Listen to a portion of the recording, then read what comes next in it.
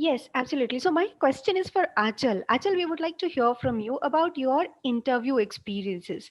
How did the interview go? How did you prepare for it? And tell us in a nutshell about what was your experience with the interview. So I'll just like to start a little bit before. While applying for my through my GMAT course, I think the biggest part of your application is discovering things about yourself, and I think that's very important because that's what my consultant Rashmi ma'am helped me figure out while we were working on applications together. She brought out so many amazing stories, and it made a coherent story that it was easier for me to just present myself during the interviews. So my interview, there were three panelists basically, and since I wanted to get into product management, ISB made the effort to bring such panelists with similar profiles of a product management background. They were all based in New York, and the interview was not very difficult as such. It was very conversational. So that is something which I really like about ISB, and I find that difference between ISB and IIM Ahmedabad's PGPX. The ISB interviews are pretty relaxed, and all they want to know is you. Basically, they don't want to ask you a lot of technical jargon and everything. They just want to get to know your story as to why you want to do an MBA, why you want to do it from ISB, and why you want to do it now. So if you have these points very clear in your mind, I think you can just make a great conversation and secure your admit successfully at ISB. Awesome. So, Dilip, I'll come to you. I think you had to submit a presentation also. What was your experience around the presentation and the interview of HEC? So the HEC Paris is the Paris interview is actually a very unique one. What it's first of all taken by the HEC alumni, and unlike other interviews, I think HEC has got actually two interviews. You have to do two interviews with two different alumni, and one of the core program of the interviews that you have to present on a topic of your liking. So it can be anything under the sun. So the way I went about it is, of course, I thought that it's very important that the alumni or the interviewer who was coming should actually understand what I'm trying to say, and he should, it should be a fun session. It can't be too dry and too boring. I don't get too technical about it. So I actually went to something that's very close to my heart. I went with sustainability in aviation, how the airlines and the aviation industry contributes to global warming and contributes to carbon emissions. And surprisingly enough, one of the interviewers also was working on electrical cars, and he knew about a lot of the things that I was talking about. And it's something that we could connect on. So it is, in any interview, it is very important that you have to connect with the interviewer. It might be on anything, but for me on that particular day, it was with one interviewer. It was of course about sustainability and electrical propulsion systems, and how carbon dioxide affects the whole world. And with the other interviewer, it was more about COVID, how vaccinations are going to change the whole scene, the whole landscape. So it's important that when you're presenting, it's important that you don't make it too complicated. They don't want, no alumni or no interviewer wants to read complicated presentations or slides. They just want to see something that is very easy to understand. And when you explain, you show your proficiency in the subject when you explain to them. You don't have to get into the semantics of it. You can just, of course, brush, because it's a 10-minute interview, a 10-minute presentation. Now, what I heard from other alumni is that the interview itself, the presentation itself, is used as an icebreaker. So it's more or less to get to know each other, and get the it's more or less used as small talk.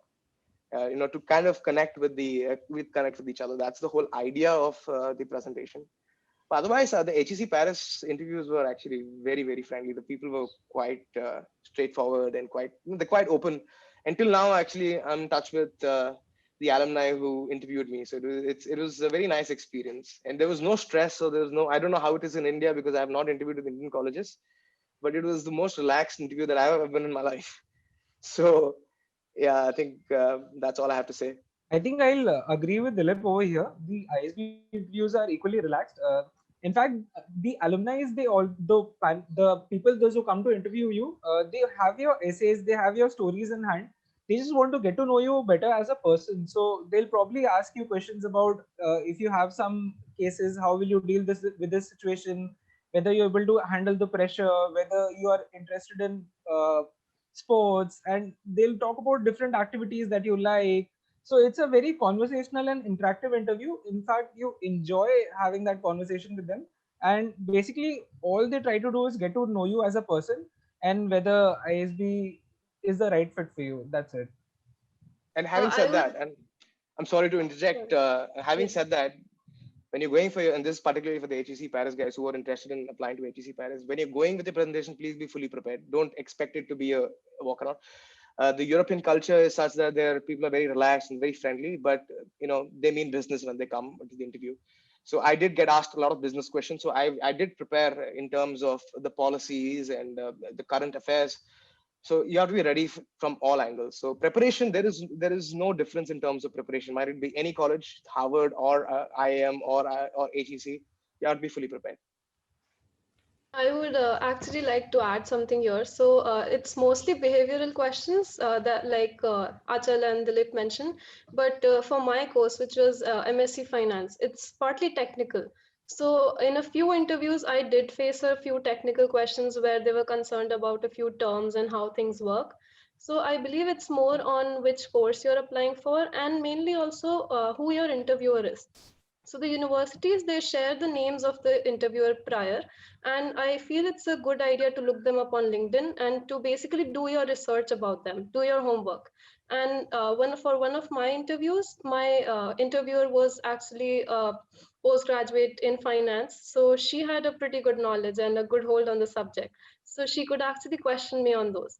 But otherwise, if it's a general person from the admissions committee, then I feel it's mostly behavioral, but I believe you should be prepared for both the aspects, In fact, depending on your course. I think here IMS played a great role in helping me out with my interview preparation. Yeah.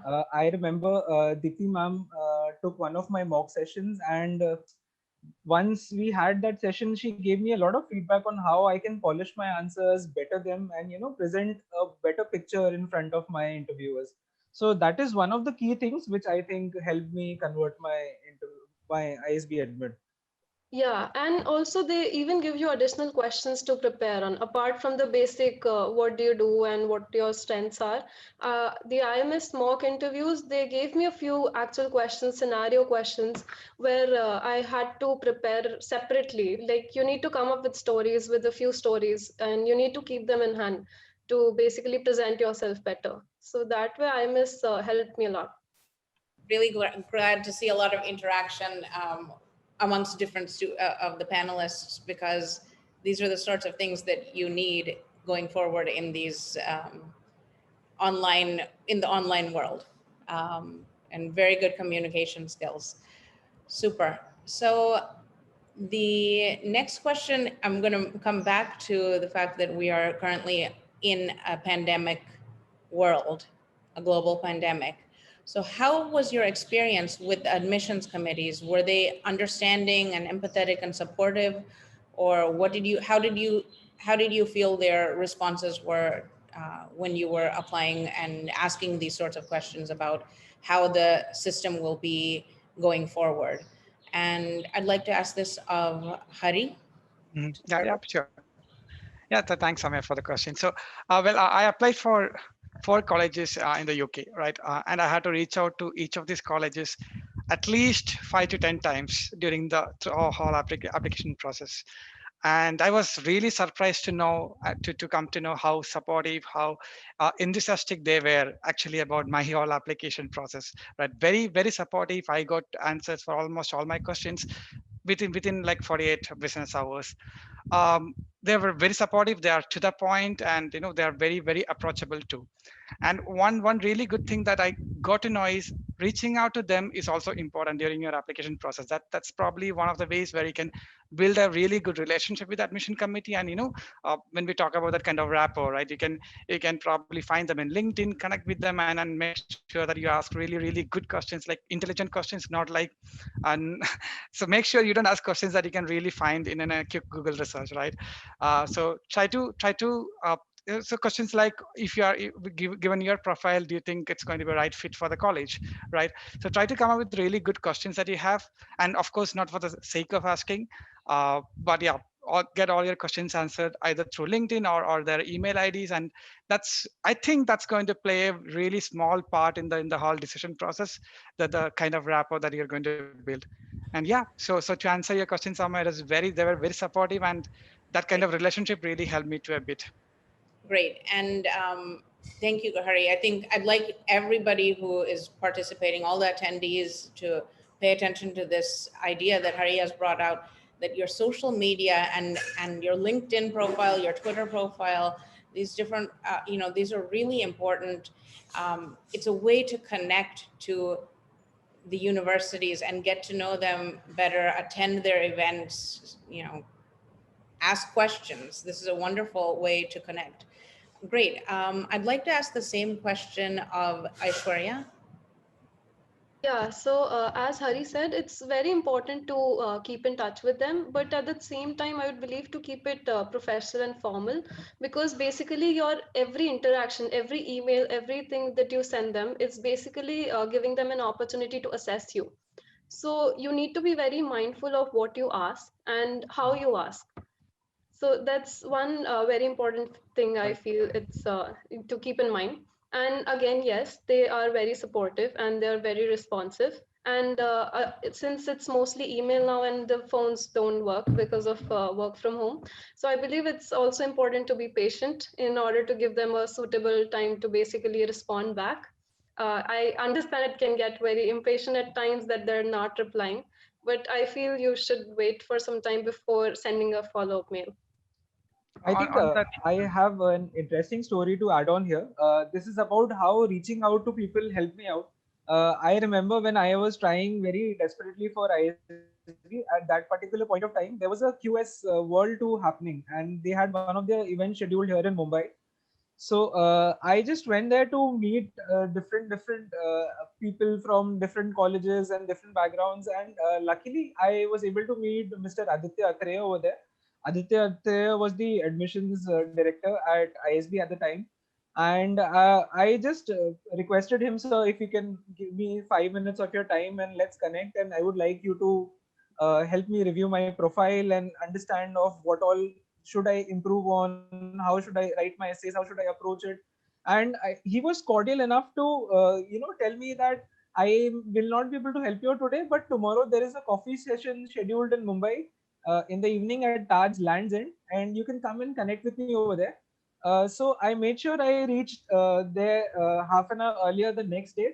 He sat down with me, sat down with my resume, asked me a lot of questions of what all should I include in my stories, my essays, and this somehow helped me form a better picture while presenting myself in the applications. So the point here I'm trying to make is reaching out to people really helps, and it can work for you in ways unimaginable.